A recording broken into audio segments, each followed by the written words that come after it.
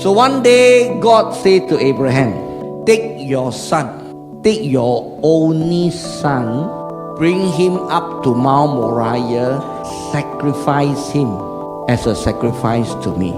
The first response to a scenario like this would be, wow, God asked Abraham to sacrifice his son, Where got like that one? Other religion got human sacrifice.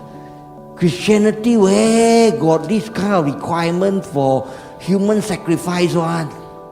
That could be the first response that Abraham could give lah.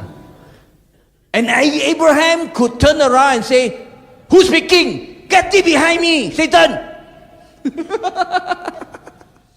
Abraham didn't say that, but Abraham could have what? In his great love for his son, in his knowledge of God, Yahweh is not a bloodthirsty God that will ask somebody to sacrifice his son. He could have very easily turned around and said, that is not God, that is Satan. Why Abraham didn't do that? The reason why Abraham didn't do that is Abraham recognized the voice of God.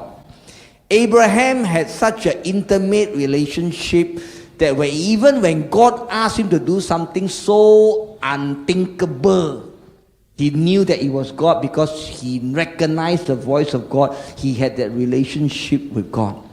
And so what did Abraham do? He quiet, brought the son, brought the firewood, and then he went up to Mount Moriah. And Isaac wasn't young, because Isaac could ask the father halfway through. He said, Father, we are going to sacrifice.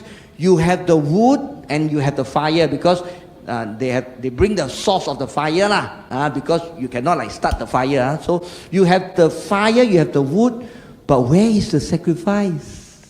So Isaac wasn't dungu, 3 years old, 4 years old, no. He knows. He could ask a very intelligent question. And what was Abraham's response to that question? God will provide. And actually, that is the first mention of Jehovah Jireh. Jehovah Jireh will see, and Jehovah Jireh will provide. You see, sometimes we forgot the context, and then we use Jehovah Jireh for all kinds of things. Okay? But that was the first mention of the phrase Jehovah Jireh.